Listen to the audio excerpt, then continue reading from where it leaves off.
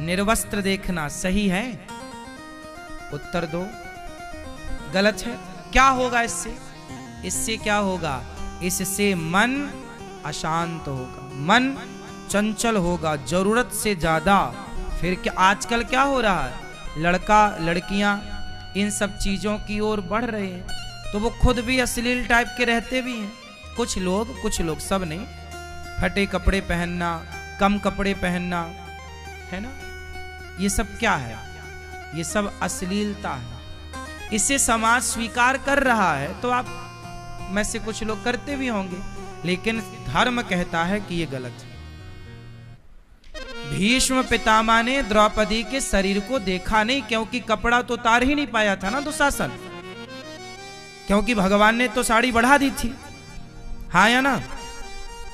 लेकिन कपड़े उतारने का प्रयास तो किया था, नहीं उतार पाया वो, प्रयास तो था ना।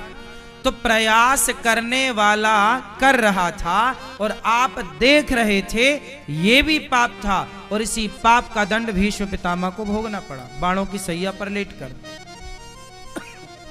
जबकि भीष्म पितामह ने तो सांप को पिछले जन्म, किसी जन्म में सांप को कांटों में फेंका था, तो उसके बाद कितने जन्म हुए थे, उन जन्मों में भोग लेते पितामह अपना पाप। नहीं, इस जन्म में ही क्यों भोगा? क्योंकि इस जन्म में सांप को कांटों में फेंकने से भी बड़ा पाप हो गया पितामह से। क्या पाप हो गया? कि जो व्यक्ति एक नारी को निर्वस्त्र कर रहा था, आपके पास बल होते हुए भी आपने उस नारी की रक्षा नहीं की, आप तमाशा देखते रहे। संभल कर बैठना जग में तमाशा देखने वालों, कहीं खुद ना तमाशा बन जाना तमाशा देखने वालों। तमाशा देखने वालों को सावधान रहना चाहिए, क्योंकि आप यदि ज्यादा तमाशा देखते हैं तो एक दिन आप स्वयं तमाशा ना बन जाए, इसका ध्यान रखना चाहिए। तो भीष्म पितामह ने जो गलती की, जो गलतियां समाज में हो रही हैं, आपको बचना है। आंखों से क्या देखें? अच्छी चीजें। बुरी चीजें देखोगे तो आप बताइए, इससे मन अशांत होता है या शांत होता है? जोर से, क्या होता है? अशांत। अब हो गई आंखों की बात, अब चलते हैं कानों की ओर। आप कानों से किसी की निंदा सुनते हैं, चुगली सुनते हैं, इससे मन अशांत होता है कि शांत? क्या होता है? और भगवान की कथा सुनते हो तो मन शांत। इसलिए किसी भी प्रकार से कानों को कंट्रोल, कोई कितनी भी बुराई करे समाज में करने दो, लेकिन आपकी एक गलती है, जहां 4 लोग बैठे होंगे और किसी की बुराई कर रहे होंगे, आप चुपचाप जाके वहां बैठ जाएंगे, सुनेंगे आप ध्यान से, आपको बड़ा मजा आता है। यही मजा बाद में सजा बनती है। दुर्योधन को बड़ा मजा आ रहा था, दुशासन उतारो कपड़े उतारो द्रौपदी के, बड़ा मजा आ रहा था, लेकिन मजा जब सजा में बदली तो सर्वनाश हो गया। गलत काम करने में मजा आ रहा है, पर जब ईश्वर की लाठी चलेगी तो नानी याद आ जाएगी, है ना? और ले लो मजा। बलात्कारी लोग बलात्कार करते हैं, काहे के लिए करते हैं? मजे के लिए, मजा आएगा चलो। किसी बहन बेटी को पकड़ के गैंग रेप करते हैं, काहे के लिए? मजे के लिए। फिर क्या होता है? जब सजा पड़ती है, मृत्यु दंड मिलता है, फांसी मिलती है, रोते हैं। अब मजा तुम लिए हो तो सजा तुम्हें ही मिलेगी। इसलिए आप लोग सावधान रहिएगा, जितना मजा है उससे करोड़ों गुना सजा है। इसलिए मजे भी कौन से लेने हैं? कथा सुनने का मजा लो, तीर्थों में आने का मजा लो, गंगा नहाने का मजा लो, माँ बाप की सेवा करने का मजा लो। मजा लोगे तो फिर उसका दंड भी है। इसलिए हर चीज संभल के, हर चीज में विचार है। तो आंख का आपने सुना, कान का आंख भी गलत ना देखे, कान भी गलत ना सुने। और तीसरा, ये तीनों मन की चंचलता को बढ़ाएंगे, सहयोगी है मन के ये तीनों। वाणी, वाणी से भी मन की चंचलता।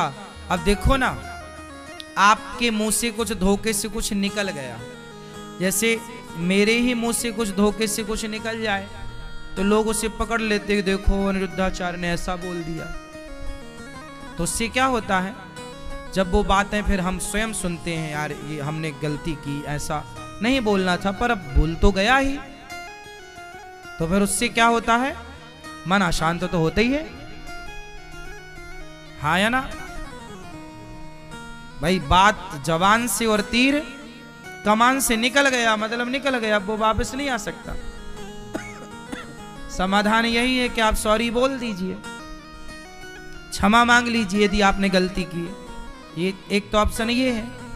लेकिन फिर भी थोड़ी देर के लिए आपका मन परेशान तो हो ही जाएगा आपकी उस गलती से। जवान की, आपने धोखे से अपनी पत्नी को कुछ बोल दिया, और कई बार पत्नियों को आपने कुछ बोला। कई बार केस ऐसे आए कि पति ने पत्नी को डांटा तो पत्नी ने फांसी लगा ली, हाँ या ना। पत्नी ने आग लगा ली, हाँ या ना। अब बताओ, पति ने बोला ही तो था, हाँ या ना। और पत्नी ने अब आत्महत्या कर ली। अब ये बोल के सॉरी भी नहीं बोल पाया। अब इस वाणी के कारण सारी जिंदगी इसका मन अशांत रहेगा कि नहीं, बोलो हाँ। कई बार आप कुछ बोल देते हैं, सामने वाला बुरा मान जाता है, हाँ या ना। तो पछतावा तो होती है कि हमने ऐसा क्यों बोल दिया। कई बार हम, अब द्रौपदी ने बोल दिया कि अंधों के अंधे होते हैं, महाभारत हो गया। शब्दों से भी बाग लगते हैं और शब्दों से आग भी लगती है, हाँ या ना। आपकी जो जिह्वा है ये माचिस की तीली से कम नहीं है और बर्फ की शिल्ली से भी कम नहीं है। यदि ये आपकी वाणी सही चले तो सामने वाले को ठंडक पहुंचाएगी, और यदि गलत चल गई तो आग लगाएगी। भैया ये बात सही है कि गलत है, बोलो हाँ कि ना। हमारी जिह्वा माचिस की तीली भी है और बर्फ की शिल्ली भी है, ठंडी भी है और आग भी है। तो शब्दों को संभालना पड़ता है। ये तीनों हमारे मन से जुड़े हैं और तीनों मन को शांति भी देते हैं। अच्छी चीज देखने में, अच्छी चीज सुनने में, अच्छी बातें बोलने में शांति भी है।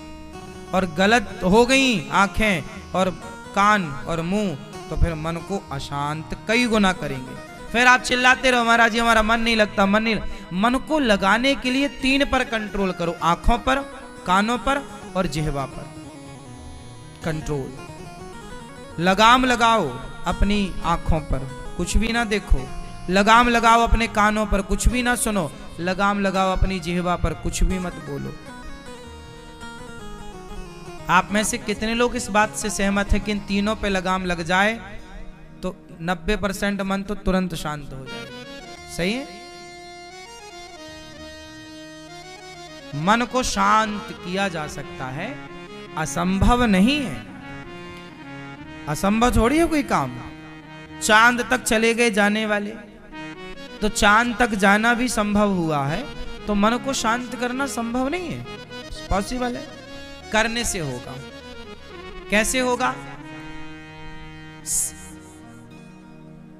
कुएं के पास रस्सी होती है, सॉरी, कुएं के पास पत्थर होता है और वहां पर रस्सी जब चलती है, बाल्टी में बंधी हुई रस्सी बार बार कुएं से उतरती चढ़ती है पानी लेकर, तो वहां जो पत्थर होता है ना, वो घिस जाता है। देखा, कभी सुना होगा कि यदि रस्सी, जबकि रस्सी से पत्थर कभी नहीं घिसता, लेकिन वो निरंतर चल रही है ना रस्सी, तो वो कोई पत्थर एक दिन में थोड़ी घिसता है। सैकड़ों साल से वो पत्थर वहां था और सैकड़ों साल से उसमें रोज रगड़ पड़ी, तब जाकर के वो रस्सी की रगड़ से पत्थर घिसा। बोलो हाँ, है ना? तो रस्सी की रगड़ से भी यदि पत्थर घिस सकता है तो आपके सही डिसीजन, आपके सत्संग से, आपके समझाने से ये मन रूपी पत्थर भी घिस सकता है, अर्थात भगवान की ओर लग सकता है। आपके समझाने से वो भी बदल सकता है। जैसे पत्थर का आकार बदल दिया रस्सी ने, उसका स्वरूप था कुछ और, पर रस्सी के घर्षण ने उसके स्वरूप को बना दिया कुछ और। उसी तरह आपका मन था कुछ और, पर आप प्रैक्टिस करेंगे, समझाएंगे, कोशिश करेंगे तो मन था कुछ और, पर मन हो सकता है कुछ और। पॉसिबल है। कैसे पॉसिबल है? अभ्यास, प्रैक्टिस। सबसे बड़ी बात है प्रैक्टिस। लेकिन आप लोग गलती कहां करते हैं? मन को समझाने की प्रैक्टिस ही नहीं करते। आप लोग बेटों को बहुत समझा, बेटा गलत नहीं, ये मोबाइल नहीं चलाना, बेटा वहां नहीं जाना, ये नहीं खाना, आप बहुत समझाते हैं। बेटी को समझाते, बेटे को समझाते, लेकिन आपने कभी अपने मन को नहीं ए मन, ये नहीं बोलना,